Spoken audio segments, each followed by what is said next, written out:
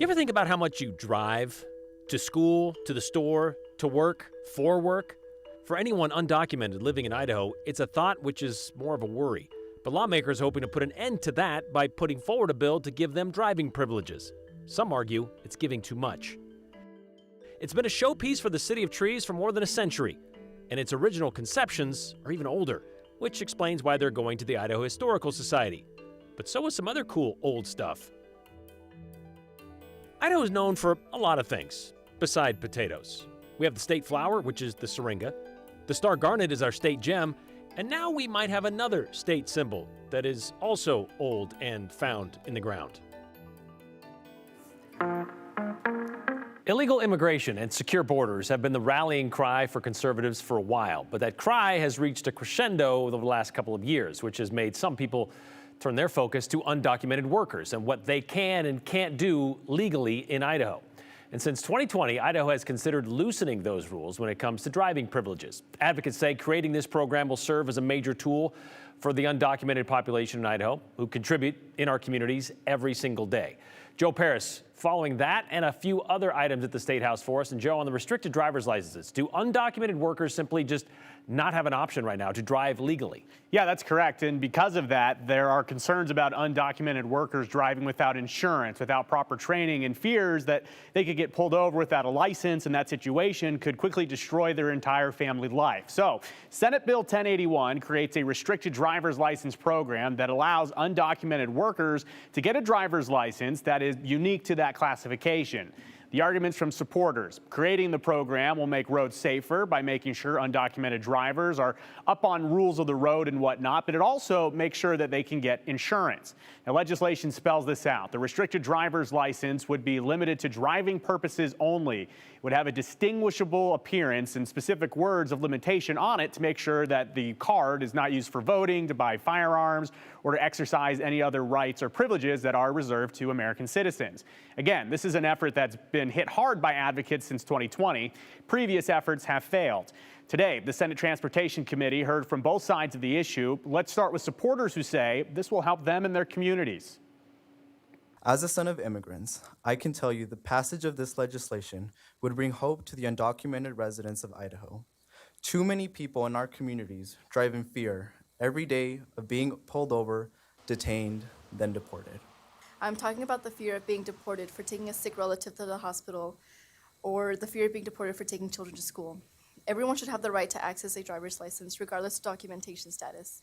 This bill would help individuals in the state of Idaho not by only allowing them to get insurance, but by also helping them understand the basic rules of the road through driver's education. For individuals, desiring to get green cards can be very difficult, and it is a time-consuming process that can take decades in some cases.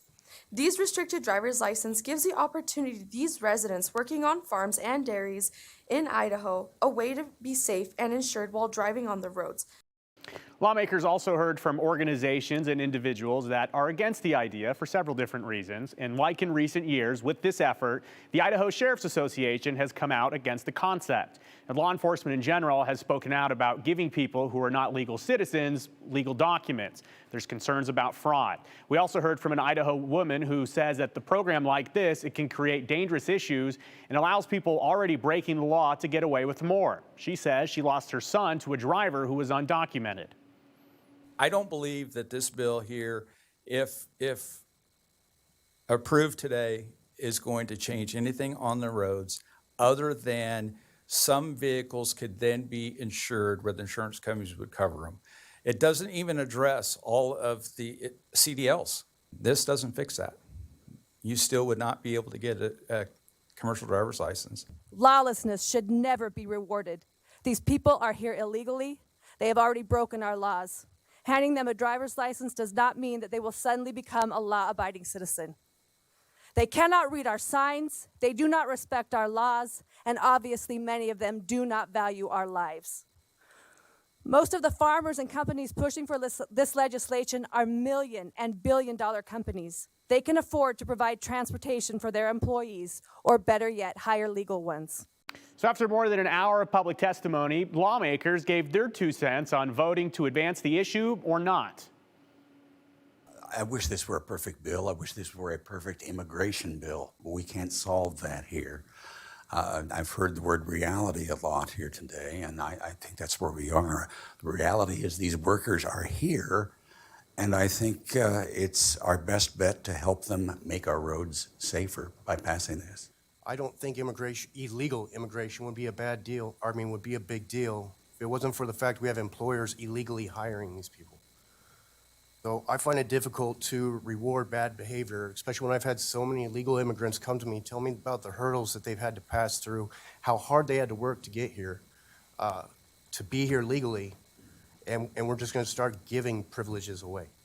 All right, so where did this all go? In the end, the Senate Transportation Committee a short time ago, they did something unique. They voted to send the legislation to the full Idaho Senate, but with no recommendation. So in most cases, committees will send legislation, they'll pass it with a do pass recommendation. Committee members basically conceded that a conversation with the whole Idaho Senate on the topic seemed appropriate. So the legislation does advance to the full Senate for debate and you would assume a vote, but it still does have a long way to go. But as Committee Chairman Okonowitz said, you're telling me it has a chance. Yes, it does. Also for you at the legislature, some quick notes. Legislation that will soon draw a passionate debate, legislation that deals with minors being taken for abortions. Now, this comes after Idaho changed their abortion laws this last year, making it a crime to get an abortion in Idaho. There are exceptions for the life of the mother and for cases of rape and incest that are reported to law enforcement. Now, this new legislation, House Bill 242, it makes it illegal to take a minor out of state for an abortion without the parent's consent and permission. Bill sponsor, Representative Barbara Ehart, details the idea. This legislation deals with the trafficking of a minor without the consent of a parent. Without the consent of a parent are the operative words here. And just to be clear, that with the consent of a parent, a child can cross the border and receive an abortion. So we certainly aren't trying to do that. This, you might say, is more of a parental rights piece of legislation, which is something I prefer to bring anyways. So that legislation was printed and will be back in committee for a full hearing, including public testimony. And finally for you, looking back to yesterday, yes, we saw the ESA debate in the Senate end with legislation being defeated. The question 24 hours ago was, when will new education savings accounts, ESAs, legislation pop up? Well, the answer for you is today. Brian, the House Education Committee early this morning, they heard some concepts and really some presentations about what some legislation in the House could look like. It was really more of an informational session. Look, here's the direction we want to go. So full legislative proposals, and it would be the first introduction of those, are expected coming up on Thursday of this week. So the conversation had a lull for a few hours, but we'll get now a fuller picture on what the new ESA legislation will look like and also kind of the direction that lawmakers are going to go. Again, after seeing the ESA bill defeated in the Senate yesterday, you would imagine that over in the House, they would make some edits to it to make it more passable. I'm sure there are already some of those edits considered, knowing that that one was getting a lot of pushback on it. So we'll see how it plays out coming up on Thursday. Thanks, Joe. We have hundreds of thousands of visits to our location every year. So it's really sad that a small group of folks are willing to dissolve the library, shut it down completely, rather than let families make their own choices about what they want to read. That small group will now know when it will take its next step toward a possible dissolution of the Meridian Library District. A hearing date has been set for March 20th at 6 p.m. That is when the public will be able to give their thoughts on the Meridian Library. That hearing will be held on the first floor of the Ada County Courthouse. At the center of this hearing, a petition filed by a group who calls themselves the Concerned Citizens of Meridian. They accuse the Meridian Library District of allowing books and other materials on their shelves targeted towards sexualizing minors, claiming they are contributing to the sexual indoctrination of minors. They also claim the library district board members refused to discuss this policy on the topic and has shut down conversations about it at open meetings. If you would like to contribute to this conversation, to dissolve or not to dissolve, the Ada County Commissioners would like to hear from you, but only if you live within the Meridian Library District. And if you don't know, check out this map. The Meridian Library District borders are on the north side, McDermott Road, part of West Lake Hazel Road, the Boise River, and as you can kind of see on the east side, it gets a little bit more complicated, but you kind of get the point of where that might be. So if you live within those parameters, they want to hear from you. This would be step 2 in the process, by the way, to eliminate Meridian libraries. Turning in the petition is step 1. After this hearing, commissioners will decide if they want to let Meridian voters decide to dissolve or not to dissolve. And if it comes to that and the majority vote to dissolve the library district, it all goes away. It's worth pointing that out. State law says they have to sell off everything, not just the books, but the shelves on which they sit, the tables and the chairs on which you sit. Speaking of chairs, if you'd like one for the March 20th hearing, you might want to show up early.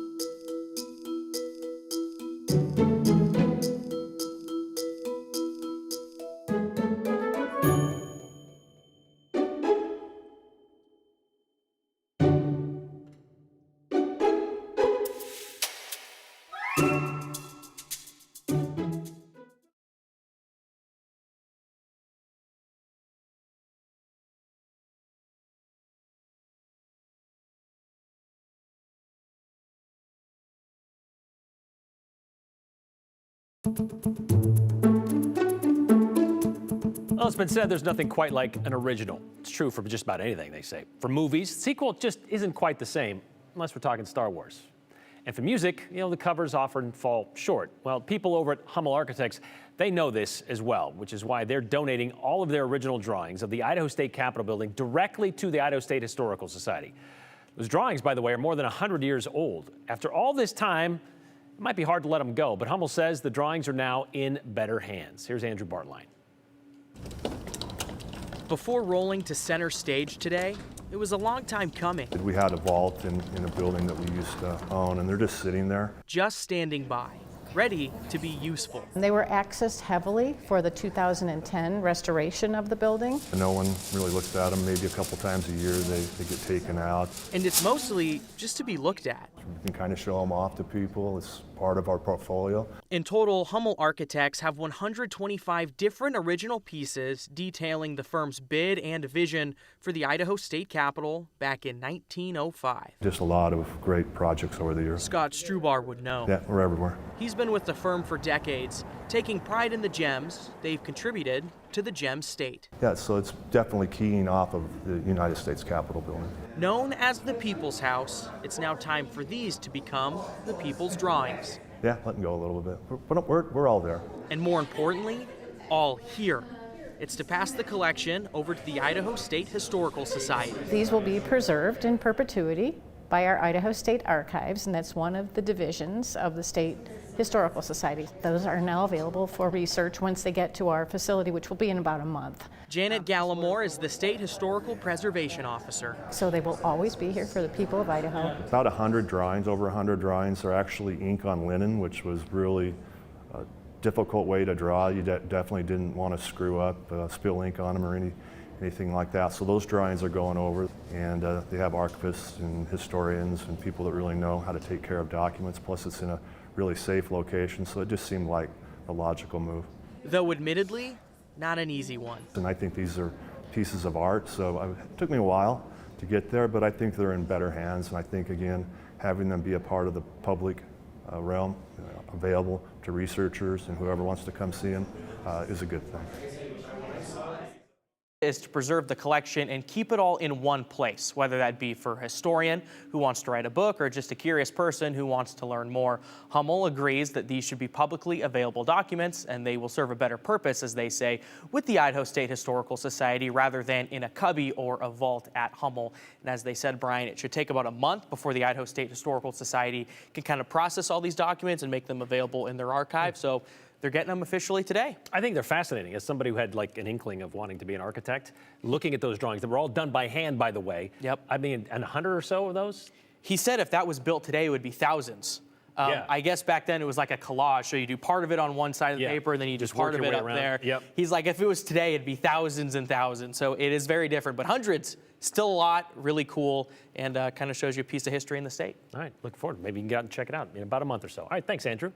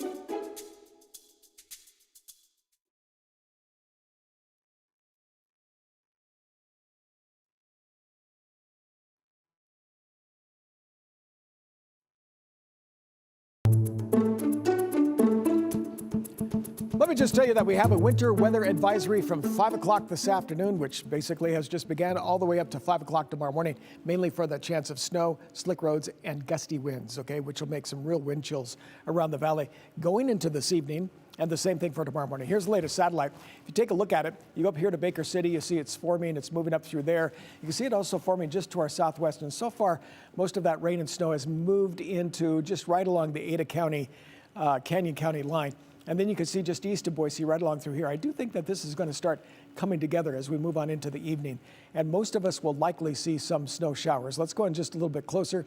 And you can see here toward Boise right now, you can see the snow that's coming up here more toward Canyon County and Nampa. Nothing here around Boise so far till you head to the east. If you're going down the interstate toward Mountain Home, you'll run into some snow again. And again, this line is starting to develop just a little bit more. We have a rain shadow effect, which means it's drying out toward the Boise area. But I think that line will come together just a little bit more as we go into the evening.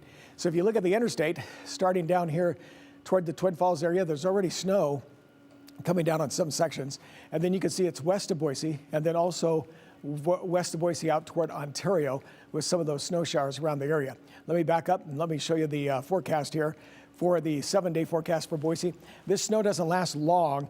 It's overnight. There could be some spots of anywhere from 1 to 3 inches, isolated areas with snow. As you see this, we have a first alert weather for tomorrow, especially in the morning because of the roads, so be careful. Watch our early morning news. It basically dies out in the morning, about 10 to 11 o'clock, dries out into Thursday, Friday, another storm system for later Friday and Saturday. Tomorrow's high is 43. Temperatures will basically be in the lower 40s for the next 7 days at least.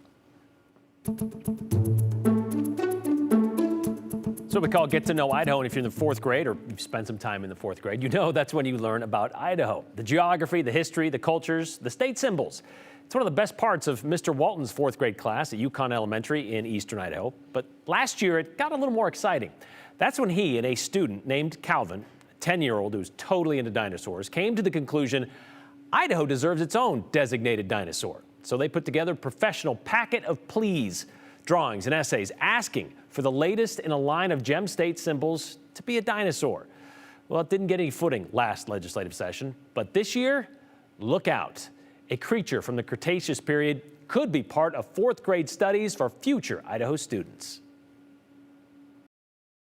Good morning and welcome. Maybe you missed it during Monday's Senate State Affairs Committee hearing. I am testifying in opposition to Bill 1056. Mixed in the middle of militias. Next, RS 30461, I think. And filings on foster care. Our current statute requires Senator Kevin Cook. And I'm here to introduce a bill. Slipped in one of this session's most important bills. It represents some of our most valued individuals in the state of Idaho, and that is a bunch of 4th graders. 4th graders who lobbied legislators and wrote letters. In their very, very best handwriting and their very best English, they stated why the state of Idaho needed a state dinosaur. That dinosaur? Eryctodromeus. Eryctodromeus. Eryctodromeus, yeah. Okay. Was nominated by Mr. Walton's 4th grade class. I think mostly just because it sounded fun. At Yukon Elementary. I think we just first started saying, hey, dinosaurs are awesome. Only 24 states have even found dinosaurs. Why couldn't we suggest a dinosaur for a state symbol? And we just thought, well, if we're going to suggest a dinosaur as a state symbol, we ought to find out which one the paleontologists in the state know about. Have we found dinosaurs here? A good question to ask of someone who's dug dinosaurs since he was a kid. Yeah, I've never grown out of it, so. Dr. L.J. Krummenacher is a paleontologist at Idaho State University and grew up in Blackfoot. When I started as a kid, they said Idaho didn't have dinosaurs. And I was like, well, maybe if I look really hard, we can find some. And you did. Yeah, it's kind of made me happy. Dr. Krummenacher was one of the first to find the Eryctodromeus in the gem state about 20 years ago. A 95-million-year-old burrowing herbivore. Yeah, about the size of a dog, 11 feet long. Whose name translates to digging runner. 7 feet of that would have been tail. So he's just a little long-tailed dog-sized dinosaur. There have been about 15 full skeletons found in Idaho, a rare find for any fossil. So my best hypothesis, this is part of what I did for my PhD, is that these animals are basically digging their own graves. Since they're burrowing, it's easier to preserve a fossil if it buries itself, basically is the way I look at it. And they were sometimes found in groups with either their offspring or other adults. Which in and of itself is pretty rare evidence for a dinosaur. Something else to make this special. So you can see why. It's Idaho's dinosaur. We only find them here. Mr. Walton's 4th graders feel the Eryctodromeus should be our next state symbol. I think it would be absolutely fascinating if students here at Yukon Elementary School into the future could say, we were part of that, we helped that happen, and just celebrate this new state symbol. I know, it would just be absolutely thrilling. Well, after the motion was seconded by the self-proclaimed oldest dinosaur on the committee, he said it himself, that would be Senator Chuck Winder. Senate Bill 1127 was printed and awaits a full hearing in the Senate State Affairs Committee.